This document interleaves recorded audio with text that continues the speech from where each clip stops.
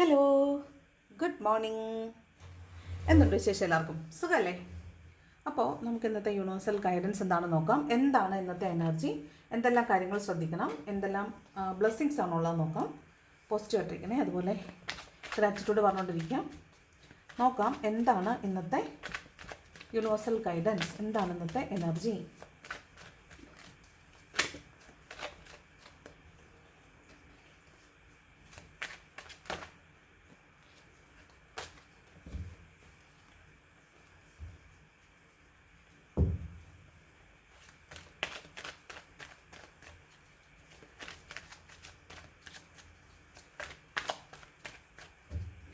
Okay, first card 9 of pentacles ആണ്. അപ്പോൾ ഇതൊരു വെയിറ്റിംഗ് എനർജിയാണ്. അതായത് നമ്മൾ ചെയ്യേണ്ടുന്ന പ്രവൃത്തി ചെയ്തിട്ട് അതിൻ്റെ ഫലത്തിന് വേണ്ടിയിട്ട് വെയിറ്റ് ചെയ്യുന്ന എനർജിയാണ്. ഫ്രൂട്ട് ഓഫ് ദ ലേബറാണ് 9 ഓഫ് പെൻറ്റക്കിൾസ് എന്ന് പറയുന്നത്. ഇത് നമ്മൾ ഓൾറെഡി ചെയ്ത ജോലി, അതായത് മേ ബി സാലറി ആയിരിക്കാം. നമ്മൾ ജോലി ചെയ്തു, സാലറി കിട്ടിയിട്ടുണ്ടാവത്തില്ല. അപ്പോൾ അതിന് വേണ്ടിയിട്ട് വെയിറ്റ് ചെയ്യുന്നുണ്ടെങ്കിൽ ഇന്ന് ആ പണം വന്നു ചേരുന്ന എനർജിയാണ് 9 ഓഫ് പെൻറ്റക്കിൾസ്. അതല്ല, നിങ്ങൾ മറന്നുപോയ ഒരു പണമായിരിക്കാം. നിങ്ങൾ കൊടുത്തിട്ട് കിട്ടത്തില്ലായിരിക്കുമെന്ന് വിചാരിച്ച് ചോദിക്കാത്തതോ, നിങ്ങൾ ഒഴിവാക്കി വെച്ചിരുന്നു. ചിലപ്പം മേ ബി അത് കിട്ടത്തില്ലായിരിക്കും, അവരുടെ സാഹചര്യം ശരിയല്ലാത്തത് കൊണ്ട് വീണ്ടും ചോദിച്ചിട്ടുണ്ടാവത്തില്ല, ഒഴിവാക്കി കളഞ്ഞതായിരിക്കാം. അത്തരത്തിലുള്ള ഒരു പണമായിരിക്കാം. ചിലപ്പോൾ നിങ്ങളത് ഒരുപാട് എഫേർട്ട് എടുത്ത് ഉണ്ടാക്കിയിട്ടുള്ള പണവുമായിരിക്കും. പക്ഷേ തിരിച്ച് ചോദിച്ചാൽ കിട്ടാൻ സാധ്യതയില്ലാത്തത് കൊണ്ട് ഒരുപക്ഷെ ചോദിക്കാതെ വിട്ടേക്കുന്ന, ഒഴിവാക്കി വിട്ട ഒരു പണമായിരിക്കാം. അത് ഇന്ന് നിങ്ങളിലേക്ക് തിരിച്ചു വരാൻ സാധ്യതയുണ്ട് എന്നാണ് ഈ 9 ഓഫ് പെൻറ്റക്കിൾസ് പറയുന്നത്. ഫ്രൂട്ട് ഓഫ് ദി ലേബറാണ് കേട്ടോ. നിങ്ങൾ എന്താണോ ചെയ്തു വെച്ചേക്കുന്നത് അതിൻ്റെ ഫലം നിങ്ങളിലേക്ക് വന്ന് ചേരും എന്നുള്ളതാണ് 9 ഓഫ് പെൻറ്റക്കിൾസ്. ഇത് ഒരു സമൃദ്ധിയുടെ കാർഡാണ്. ഫിനാൻഷ്യലി നമ്മൾ അബണ്ടൻ്റ് ആയിരിക്കും എന്നുള്ള ഒരു കാർഡാണ് 9 ഓഫ് പെൻറ്റക്കിൾസ് എന്ന് പറയുന്നത്. ഓക്കെ, നെക്സ്റ്റ് കാർഡ്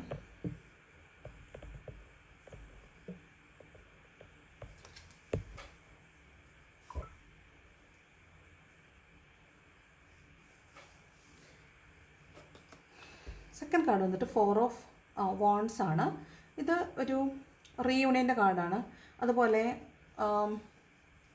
ഒരു വിവാഹ നിശ്ചയമായിരിക്കാം, അല്ലെങ്കിൽ ഒരു ഹൗസ് വാമിംഗ് ആയിരിക്കാം. അത്തരത്തിലുള്ള എന്തെങ്കിലും ഒരു സെലിബ്രേഷനിൽ ചിലപ്പോൾ നിങ്ങൾ പങ്കെടുക്കുന്നുണ്ടാവാൻ സാധ്യതയുണ്ട്. പിന്നെ നിങ്ങൾ ഈ വീഡിയോ കാണുന്ന ആളുകളുടെ വീട്ടിൽ തന്നെ നിങ്ങളുടെ മക്കളുടെയോ നിങ്ങളുടെ തന്നെയോ റിലേഷൻഷിപ്പ് ഒരു മാരേജിലേക്ക് ചിലപ്പോൾ പോകുന്നുണ്ടായിരിക്കും. അപ്പോൾ അതിൻ്റെ എൻഗേജ്മെൻറ്റിൻ്റെ ഡേറ്റ് എടുക്കുന്നത്, അല്ലെങ്കിൽ കല്യാണവുമായി ബന്ധപ്പെട്ടിട്ടുള്ള എന്തെങ്കിലും ഒരു തീരുമാനത്തിലേക്ക് നിങ്ങൾ എത്തുന്നൊരു എനർജി ആയിരിക്കാം 4 ഓഫ് വാണ്ട് എന്ന് പറയുന്നത്. ഇത് ഒരു സെലിബ്രേഷൻ്റെ ആണ്, കമ്മ്യൂണിറ്റി ഗ്യാതറിങ്ങിൻ്റെ കാർഡാണ്, മാനിഫെസ്റ്റേഷൻസ് വർക്കാവുന്നു എന്നുള്ള കാർഡാണ്. അത് വളരെ ഇമ്പോർട്ടൻ്റ് ആണ്. നിങ്ങൾ ഒരു കല്യാണമാണ് അല്ലെങ്കിൽ ഒരു വീട്ടിൽ കയറി താമസിക്കുക എന്ന് പറയുന്നതൊക്കെയാണ് നിങ്ങളുടെ ഒരു മാനിഫെസ്റ്റേഷൻ എങ്കിൽ അതുമായി ബന്ധപ്പെട്ടിട്ടുള്ള എന്തെങ്കിലും കാര്യങ്ങൾ ഇന്നേ ദിവസം സംഭവിക്കുന്നത്. നിങ്ങളുടെ മാനിഫെസ്റ്റേഷൻസ് വർക്കാവുന്നു എന്നാണ് ഈ 4 ഓഫ് വാണ്ട്സ് പറയുന്നത്.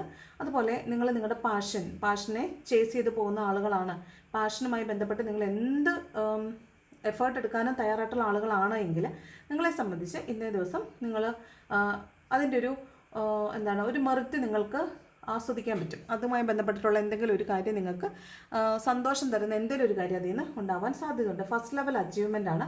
മേ ബി നിങ്ങൾ അതിൽ നിന്നൊരു ഏർണിംഗ് ഉണ്ടാക്കുന്നതായിരിക്കാം, അല്ലെങ്കിൽ അതിൻ്റെ ഒരു ഫസ്റ്റ് നമ്മൾ പറയത്തില്ലേ, ഇപ്പോൾ സിനിമയുടെയൊക്കെ ഫസ്റ്റ് പോസ്റ്റർ റിലീസ് ചെയ്യാന്നൊക്കെ പറയത്തില്ലേ, അതുപോലെ അതിൻ്റെ നമ്മൾ ചെയ്യുന്ന പ്രവൃത്തിയുടെ ഒരു ഫലം, ചെയ്യുന്ന പ്രവൃത്തിയുടെ നമുക്ക് സന്തോഷം കിട്ടുന്ന ഒരു ഫലം നമ്മളിലേക്ക് വന്നു ചേരുന്ന എനർജിയാണ് 4 ഓഫ് വാണ്ട്സ് എന്ന് പറയുന്നത്.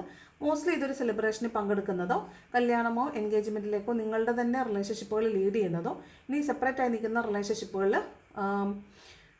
റീയൂണിയൻ സംഭവിക്കുന്നതോ ആവാം. ഇതെന്ന് പറയുന്നത് സോൾമേറ്റ് റീയൂണിയനും ആണ്. അതുപോലെ തന്നെ ട്വിൻ ഫ്ലെയിംസ് എന്ന് പറഞ്ഞൊക്കെ ഉള്ള ആളുകൾ അവർക്ക് അവരുടെ റീയൂണിയനുമാകാൻ സാധ്യതയുണ്ടെന്നാണ് 4 ഓഫ് വാണ്ട്സ് പറയുന്നത്. മോസ്റ്റ്ലി നിങ്ങൾ മാനിഫെസ്റ്റ് ചെയ്ത് വെച്ചേക്കുന്ന ഒരു കാര്യം ഇന്ന് സംഭവിക്കാൻ സാധ്യതയുണ്ടെന്നാണ് 4 ഓഫ് വാണ്ട്സ് ഉണ്ടോ.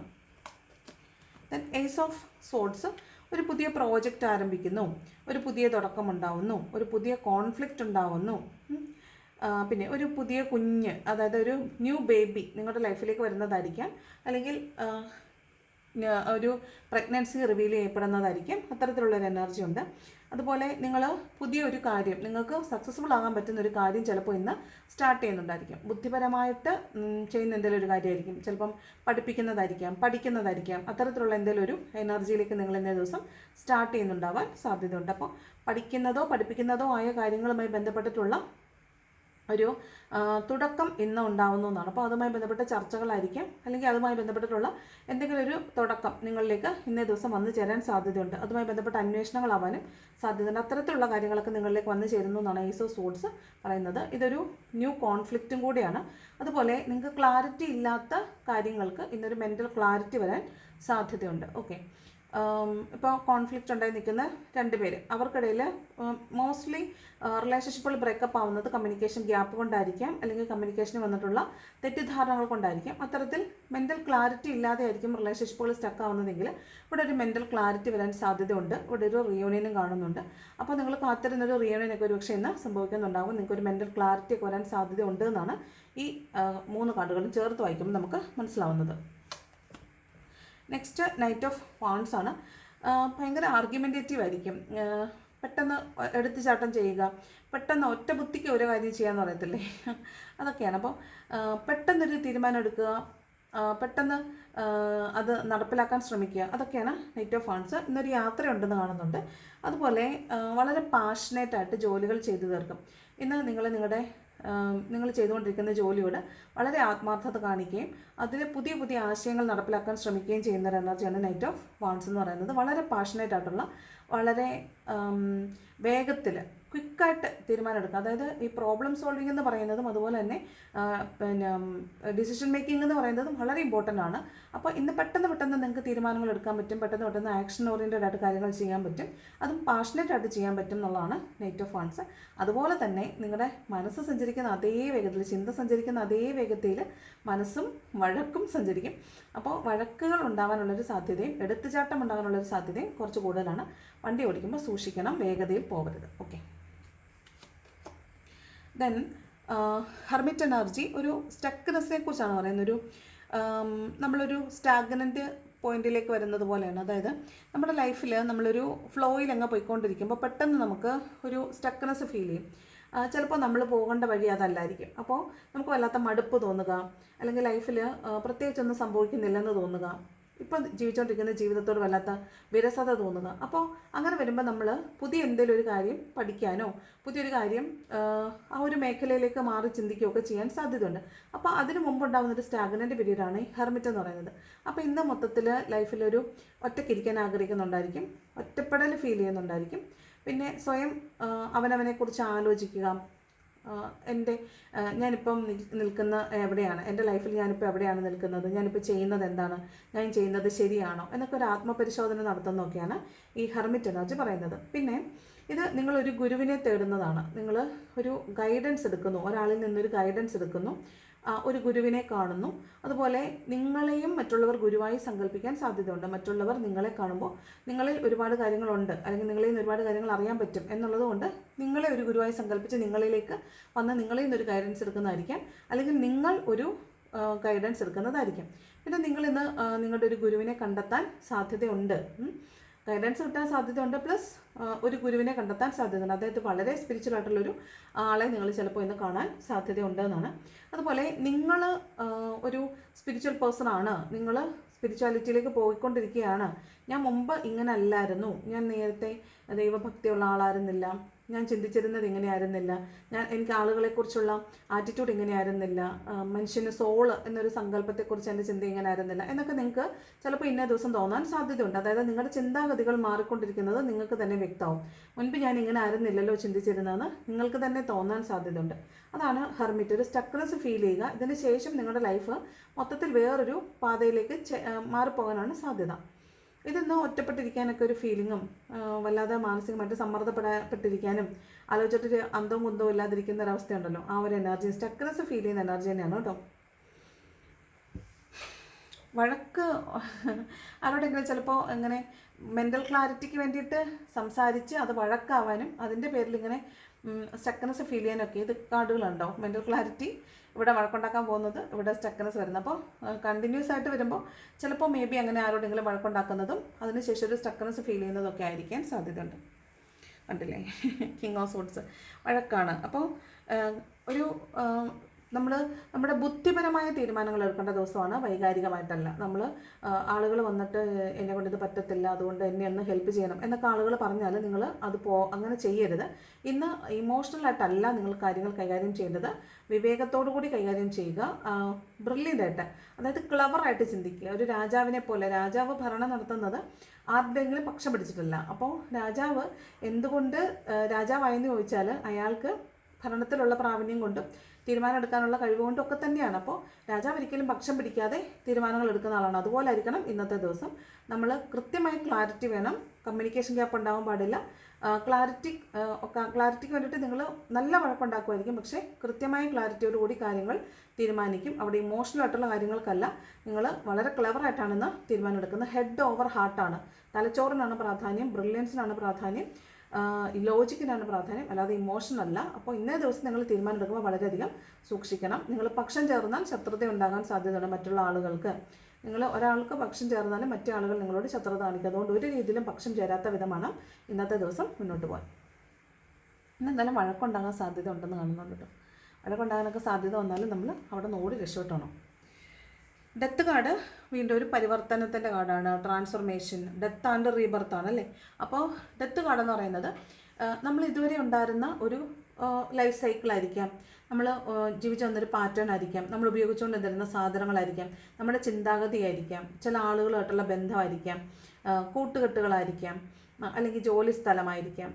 നമുക്ക് കാർമികമായിട്ടുള്ള കാര്യങ്ങൾ എൻഡാക്കി നമ്മൾ അതിൽ നിന്ന് റീബർത്ത് എടുക്കുന്നു എന്നാണ്. കാർമിക് സൈക്കിൾ എൻഡായിട്ട് ഒരു ന്യൂ ബിഗിനിങ്ങിലേക്ക് പോകുന്ന എനർജിയാണ്, ഒരു ട്രാൻസ്ഫോം ചെയ്ത് പോകുന്ന എനർജിയാണ് ഡെത്ത് കാർഡ് എന്ന് പറയുന്നത്. അപ്പോൾ ലിറ്ററലി നിങ്ങളുടെ ലൈഫിൽ എന്തൊക്കെയോ ഡെത്ത് ആവുന്നുണ്ട്. അപ്പോൾ നിങ്ങൾക്ക് വേണ്ടാത്ത കാര്യങ്ങളെ നിങ്ങൾ വേണ്ടെന്ന് വെക്കുന്നു, എന്നിട്ട് നിങ്ങൾ ആവശ്യമുള്ളതിന് മാത്രം എടുത്തിട്ട് ലൈഫിൽ മുന്നോട്ട് പോകുക എന്നുള്ളൊരു എനർജിയാണ് ഡെത്ത് ആൻഡ് റീബർത്ത് എന്ന് പറയുന്നത്. അപ്പോൾ പുതിയൊരു തുടക്കം ആണ്, പഴയ ആവശ്യമില്ലാത്ത എല്ലാത്തിനെയും കളഞ്ഞിട്ട് ഒരു പുതിയ തുടക്കത്തിലേക്ക് പോകുന്നു എന്നുള്ളതാണ്.